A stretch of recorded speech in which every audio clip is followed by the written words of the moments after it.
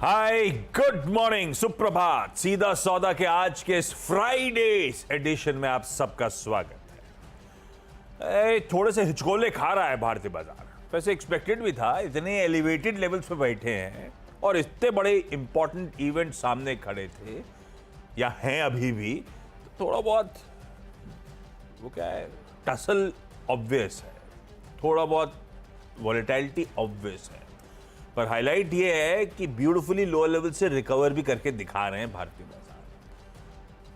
हाँ, ये जरूर है कि थ्रेशोल्ड को पार करने में दिक्कतें आ रही हैं, फॉलो थ्रू मिल नहीं रहा है, बार बार प्रॉफिट टेकिंग की गिरफ्त में आ रहे हैं, लेकिन ठीक है, कोई कंप्लेंट नहीं है इस बाजार से। डटा खड़ा हुआ है, घबरा नहीं रहा है, ये ज्यादा इंपॉर्टेंट है। और कोई घबरा भी रहा है तो स्ट्रॉन्गर हैंड्स आके फिर एक्यूमुलेट कर लेना है इस बाजार को। आज फिर 50-60 पॉइंट जिन्होंने कल एक्यूमुलेट करा था उनको रिवॉर्ड भी कर रहा होगा। 1/4% मजबूती के साथ ही खुलेगा बेहतर ग्लोबल संकेतों के बीच। अच्छा, कह तो रहा हूं बेहतर, दिखाएंगे अभी पिच, ग्राउंड, स्टेडियम, क्राउड, तो आपको पिच से और ग्राउंड से समझ में आएगा कि एशिया तो कुछ कर नहीं रहा है। यूएस में दबाव ही दबाव दिख रहा है, S&P भी 1% गिरा, नैस्डैक भी 2% गिरा, तो बेहतर पिच को डायरेक्टर साहब दिखा रहे हैं, एकदम सख्त वाली। हर तरफ तो लाली लाली छाई हुई है, फिर कहेगा बेहतर। ये पिच इतनी सख्त क्यों दिख रही है? ये पता नहीं, रोंदू टाइप के लोग वो तो रोते रहते हैं। इतना अच्छा मार्केट है यूएस का। और यार कैसे रोंदू? वो बोले S&P 1% गिरा है, नैस्डैक 2% गिरा है, अब इससे ज्यादा क्या देखूं मैं? अरे तो हमारे छोटू देखो ना, 4% चढ़ा भी तो है। आपका कौन छोटू? रसल। अच्छा, वाला अपन उधर ही करते हैं।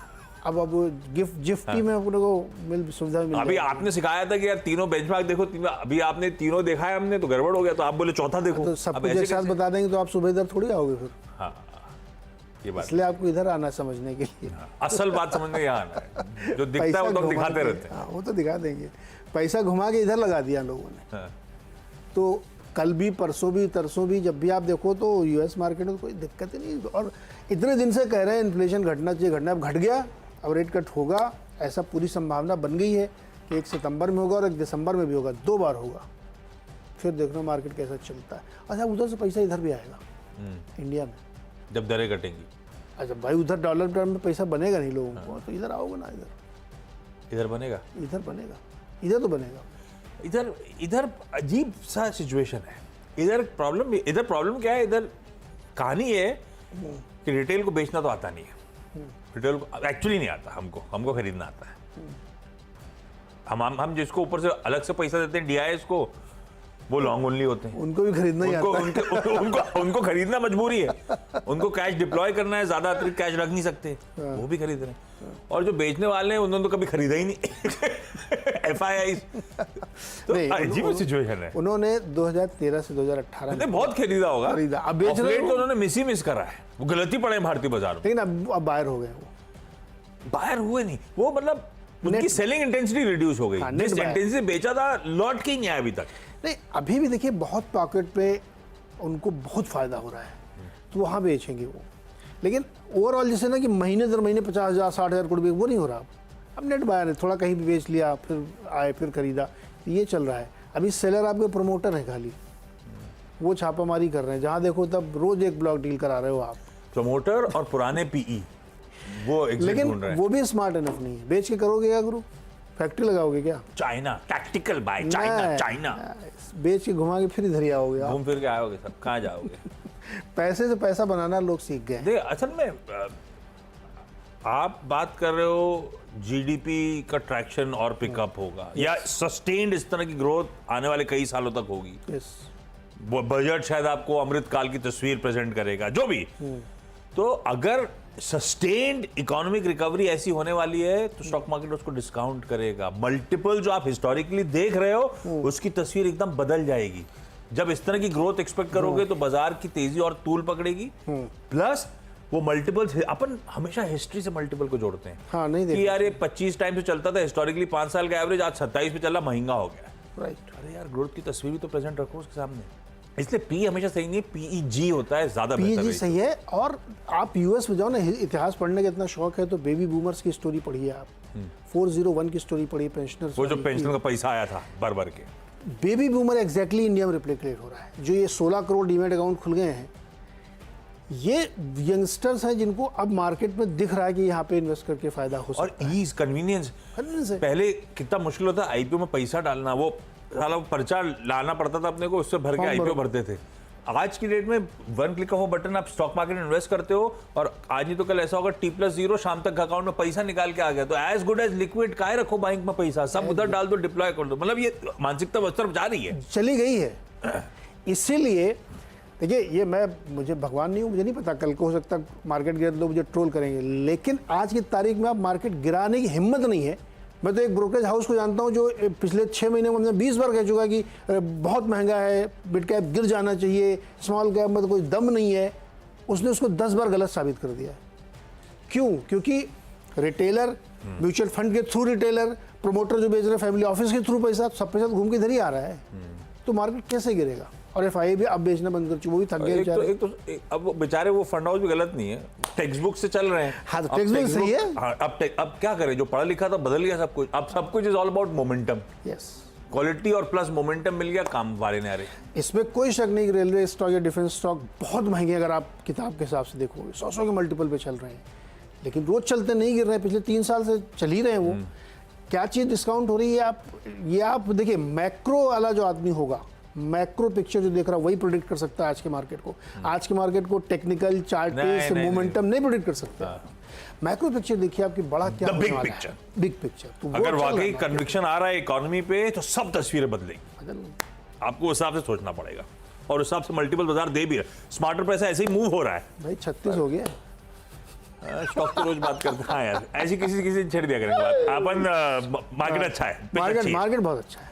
चले भाई, तो आइए स्टॉक्स की बारी। स्टॉक खोला भी, कंप्यूटर भी बंद हो गया इतनी देर में। तो पहला तो भाई मैंने TCS रख दिया, हरे में रख दिया है।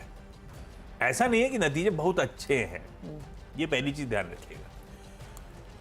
ज्यादा इंपॉर्टेंट ये कि कोई बड़ा डिसअपॉइंटमेंट है नहीं, और इनफैक्ट डिसअपॉइंटमेंट छोड़ दिए, आपको पॉकेट्स ऑफ ग्रीन दिखेगा, इसीलिए अच्छे लग रहे हैं नंबर्स। बहुत सारे नंबर में डिटेल में नहीं जा रहा, स्क्रीन पे लिखे रहेंगे। भाई कांस्टेंट करेंसी में आए 2.2% बढ़ गई, एस्टिमेट से कहीं अच्छी थी, पहला पॉजिटिव। पर इन नंबर्स का रीड थ्रू ये है, इससे बहुत ज़्यादा एक्सट्रपोलेट मत करिएगा।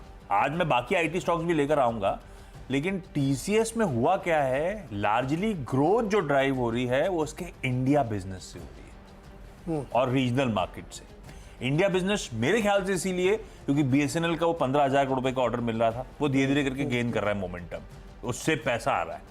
तो इसके रीजनल प्लेज ने इसके लिए ज्यादा बेहतर कर दिया। जैसे आज एक अभी कुछ देर पे नजर फिरा रहा था, एक ब्रोकरेज रिपोर्ट भी आई थी, उसने कैलकुलेशन करके डाला था कि एक्स ऑफ इंडिया बिजनेस, बताता हूं कहीं पे, एक मिनट मुझे मिलेगी तो बताऊंगा। तो एक्स ऑफ इंडिया बिजनेस तो 1% या 1.1% मुझे याद पड़ रहा है एग्जैक्ट, अभी थोड़ी देर में देख के बताऊंगा। ये एक्चुअल ग्रोथ है। तो मतलब आप अच्छा लग रहा है TCS का नंबर, लेकिन वो जहां से आप एक्सपेक्ट करना चाहिए था कि अच्छा सरप्राइज स्प्रिंग अप हो, उस पॉकेट से नहीं हुआ है। इसके इंडिया और रीजनल मार्केट ने इसके लिए ज्यादा बेहतर डिलीवर करके दिया है।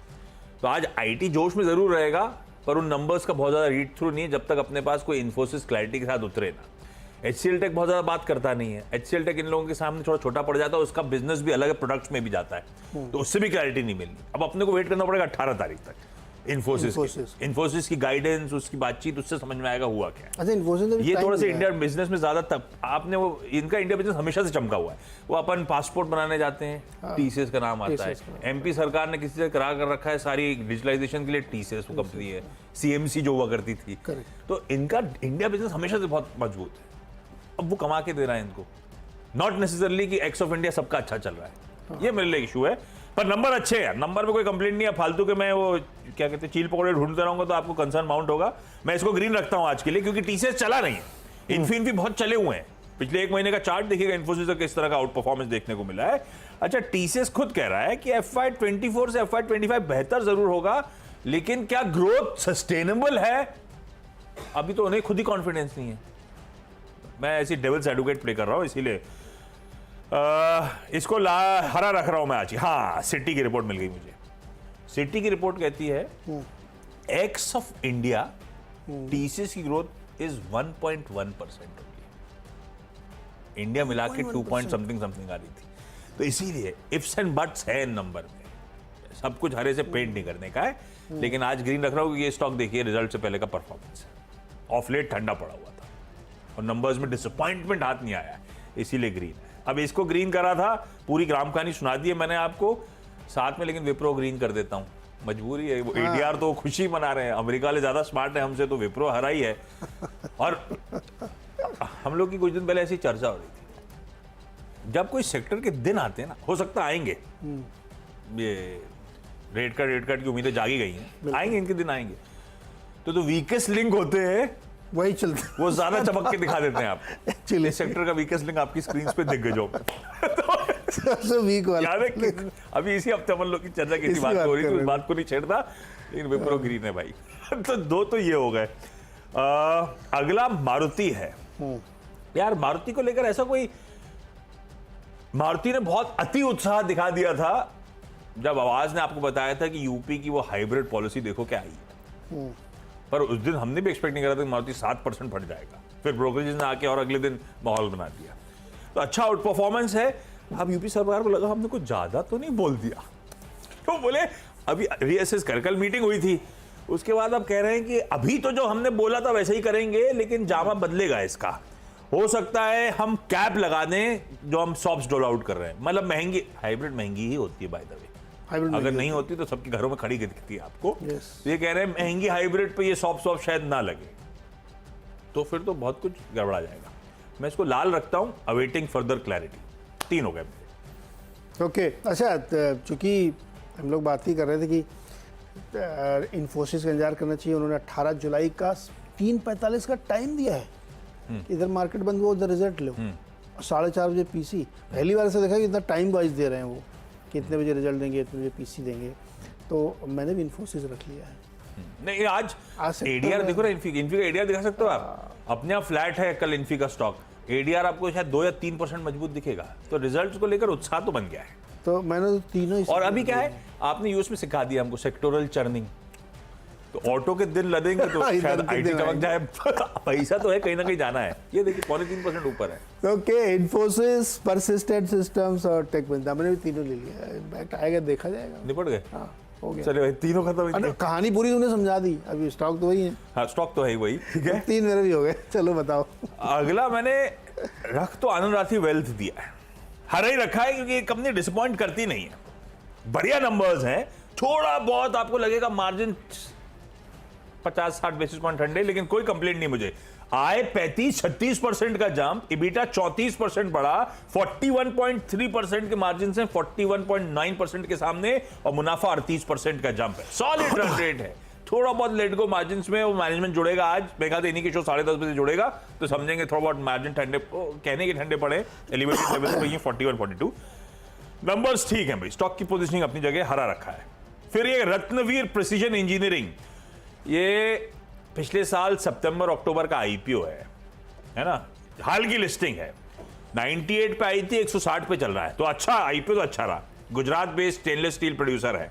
कल इसने Q1 के अपडेट शेयर करे, ये कह रहे हैं डिमांड ट्रेंड्स दिखा रहे हैं कि ग्रेजुअल इंप्रूवमेंट हो रहा है मार्केट प्लेस पे, एक्सपेक्टेड लाइंस पे। इस क्वार्टर में डोमेस्टिक और एक्सपोर्ट बिजनेस में मॉडेस्ट अपटिक एक्सपेक्ट करिए आप। रेजिलिएंट और broad based growth European markets में देखने को मिल रही है, तो पिक्चर तो अच्छी पेंट करी। उसके बाद कह रहे हैं कंसोलिडेटेड रेवेन्यू ग्रोथ इस बार अच्छी, या कंसोलिडेटेड रेवेन्यू ग्रो करता हुआ इस साल आपको नजर आएगा, क्योंकि डोमेस्टिक वॉल्यूम ग्रोथ की ट्रेजेक्टरी इंप्रूव हो रही है और फेवरेबल प्राइसिंग साइकिल के चलते रियलाइजेशंस इंप्रूव होंगे, और इसीलिए gross margins year on year expand करते हुए नजर आएंगे इस फेवरेबल पोर्टफोलियो मिक्स के चलते।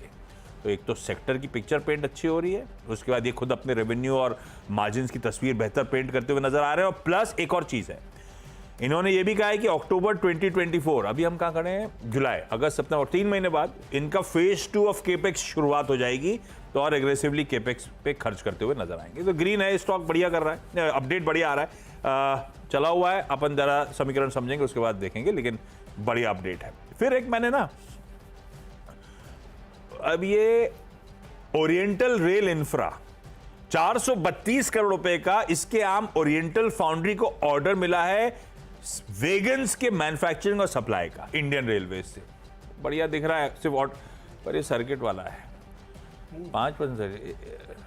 मैं इसमें मौके नहीं होंगे, मेरे पास विकल्प भी है, क्या करूं? आप बार ट्रेड करिए, वही हरे में रखा है, छोड़ दिए। विकल्प के तौर पे मैं पीवीआर पे जाना चाहता हूं, मैं अगले ब्रेक में चले जाऊंगा। नहीं, जिस पे रेल लग गया, जिस पे डिफेंस लग गया है, जैसे आपके और रत्नवीर जो है उसको डिफेंस में भी कुछ बनाते हैं, स्टेनलेस स्टील में, हाँ प्रिसीजन टेक्नोलॉजी का कुछ काम करते हैं वो।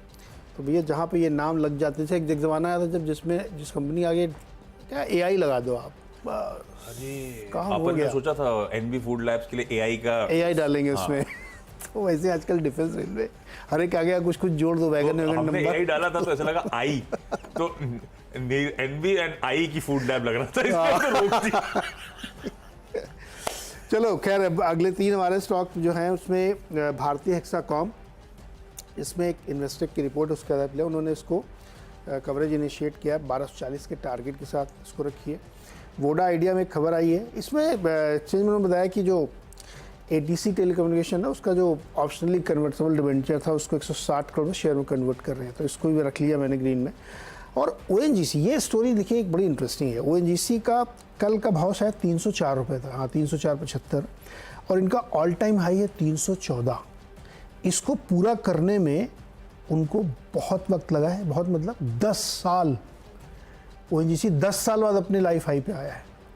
तो ये जो अंडर परफॉर्मेंस 10 इयर्स की थी, अब वो रिकवर होती हुई दिखी। तो मतलब ये जनरली चार्टिस्ट लोग बताते हैं कि अगर 10 साल का अंडर परफॉर्मेंस बीट हो रहा है तो फिर आगे अच्छा रनअप हो सकता है। तो इसको प्योरली मैंने इस आधार पर लिया है क्योंकि डेटा बहुत ही इंटरेस्टिंग दिख रहा है। 10 साल पहले 314 भाव था इसका जो ऑल टाइम हाई था, और आज कल इसका भाव 304-5 था। तो इसलिए इसको भी ग्रीन में लेके चल सकते हो। वैसे भी क्रूड आजकल सपोर्टिव है। चलिए फटाफट एक ब्रेक के बाद अगले 4 स्टॉक्स।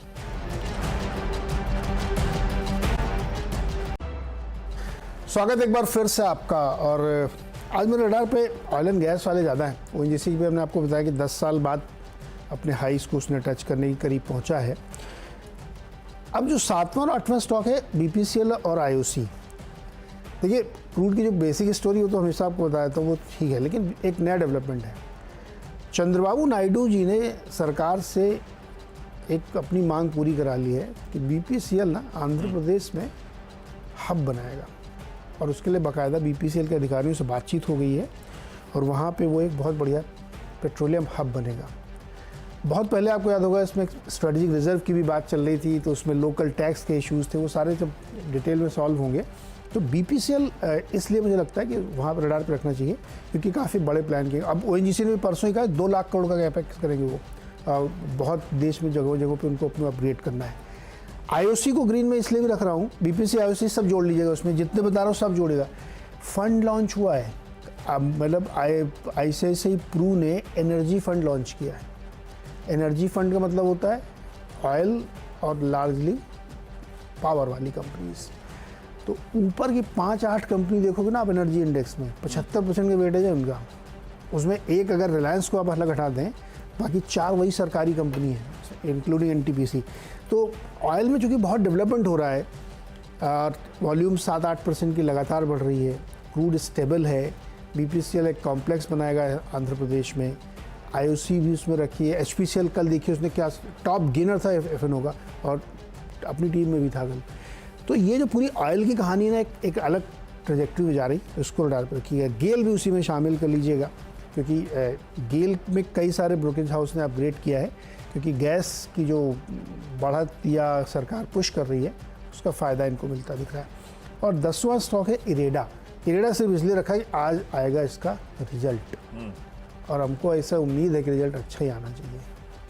जिस तरह से स्टॉक का बिहेवियर है, कल 15% चला इरेडा। एम्प्लॉइज हैं, मैनेजमेंट है, मेहनत कर रहे हैं, आपको बहुत मेहनत रिस्पेक्ट कर रहे हैं, जो भी कर रहा है अच्छा ही कर रहा है ऐसा।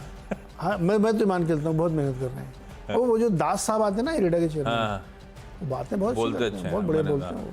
तो देखते हो नतीजे बात करते हैं इरेडा साहब से। तो 10 हो गए मेरे भाई। अच्छा चलिए अगले। अच्छा डायरेक्टर साहब कुछ स्टॉक बदल दिए मैंने, तो आप लोग ध्यान रखिएगा, जब मैं बताऊं तभी फायर करिएगा। अगला है जी एंटरटेनमेंट एंटरप्राइजेस, पिटा हुआ स्टॉक है 140-150 के जोन्स वाला। भाई इसने कहा कि ये फिर बोर्ड मीट कर रहे हैं, ये 16 जुलाई को बोर्ड मीट होगी। 16 जुलाई मतलब अगले हफ्ते ट्यूसडे की शायद बोर्ड मीट हो गई फंड रेजिंग पर उसको डिग डीपर करेंगे तो fund raising via issuance of equity shares, equity के जरिए फंड रेजिंग, इंटरेस्टिंग। आज ग्रीन रखते हैं। आजाद इंजीनियरिंग, इन्होंने कहा 5 साल के लिए सीमेंस एनर्जी ग्लोबल जर्मनी से क्रिटिकल रोटेटिंग कंपोनेंट्स के मैन्युफैक्चरिंग और सप्लाई का कॉन्ट्रैक्ट इन्होंने बैक करा है। उनके ग्लोबल डिमांड जो आएगी एडवांस्ड गैस और थर्मल टर्बाइन इंजन्स की, उसके लिए क्रिटिकल रोटेटिंग कंपोनेंट सप्लाई करेंगे। अब वो उनके पास कितनी डिमांड आएगी, फिर इनके पास उसका कितना धंधा आएगा, वो पता नहीं होगा ऑब्वियसली 5 साल के पीरियड के लिए, तो कॉन्ट्रैक्ट की वैल्यू कुछ नहीं है। बड़ा इंटरेस्टिंग अपडेट है। एलटी फूड्स बहुत दिनों बाद रडार पे आया है। कल बोल रहे हैं कि शाम को कि इन्होंने अपने यूके में फुटप्रिंट्स एक्सपैंड करे हैं।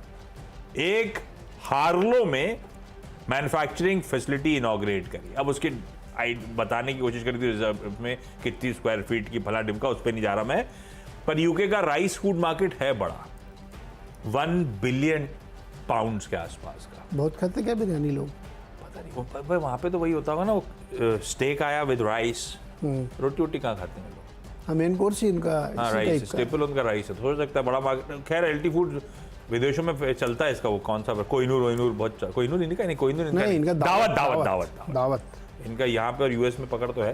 खैर देखते हैं। एलटी फूड ग्रीन करा, लास्ट स्टॉक बदल दिया है, पीवीआर आइनॉक्स को ले जा रहे हैं। भूल गया था मैं, सॉरी। 2 मूवीज रिलीज हो रही हैं। अभी तो मेरी पिछले हफ्ते की पेंडिंग पड़ी हुई है, मैंने अभी तक वो नहीं देखी। वो कौन सी आई थी अमिताभ वाली? कल की नहीं देखी। फिर मैंने अभी तक वो नहीं देखी मिनियंस वाली। सब पेंडिंग है मेरा। और आज फिर 2 आ गई, सरफिरा अक्षय कुमार की और हिंदुस्तानी 2 कमल हसन साहब की। चारों उंगलियां घी में जा रही थी। कल की बड़ी तारीफ हो रही है। कल की तारीफ हो रही है। कल की में अमिताभ बच्चन की बहुत तारीफ हो रही है। मेरे है वो उन्हीं की मूवी, ऐसा लगता है सबसे ज्यादा प्रोमिनेंट रोल उन्हीं का है। ऐसा कहा मैंने। चंदू नाम की एक भी मूवी है, चंदू चैंपियन, मैंने देखी।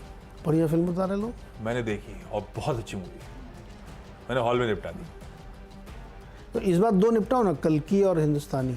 आज शाम को मुझे कहीं बाहर जाना है और डर ये लग रहा है कि खूब बारिश हो रही है। तो जहां जा रहा हूँ वहीं फिल्म देख लेना। वहाँ जिस काम के लिए जा रहा हूँ वहाँ हो नहीं पाएगा, और इतनी बारिश हो रही है कि मुझे डर लग रहा है। और कहा जा रहा है बहुत डेडली रेड अलर्ट है। यार 53 हो गया। ब्रेक ले लिया जाए भाई। डॉक्टर साहब भूल गए ब्रेक बोलने की, लगता है। ब्रेक लेंगे, ब्रेक के उस पर जब लौट के आएंगे तो इन टीम्स का quick wrap up.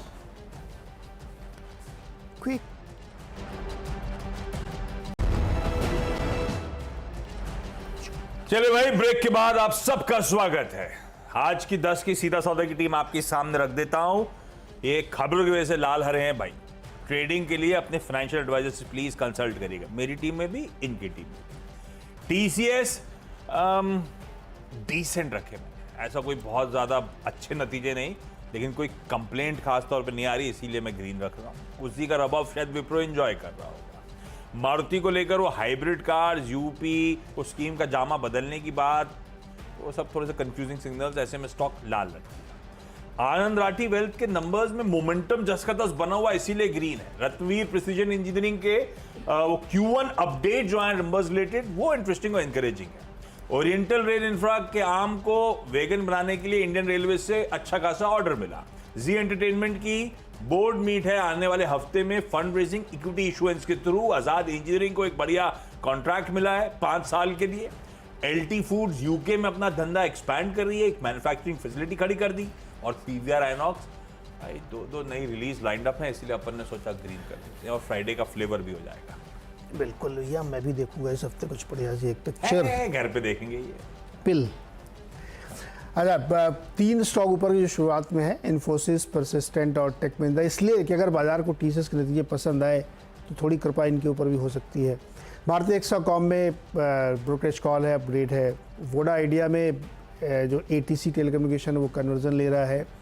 ONGC, BP, IOC, गेल, ये 4 हमने इसलिए लिए। ओएनजीसी कहानी हमने बताई कि वो अपने लाइफ हाई को तोड़ने वाला 10 साल का अंडर परफॉर्मेंस खत्म हो रहा है। बाकी फंड एक लॉन्च हुआ है एनर्जी का, उसकी तरफ से बाइंग आने की संभावना है। साथ ही बीपीसीएल ने आंध्रा में एक बड़ा कॉम्प्लेक्स बनाने का फैसला किया है। अलग अलग बहुत सारी खबरें हैं, और इरेडा के आज रिजल्ट आने, इस लिस्ट को ग्रीन में रखते हैं।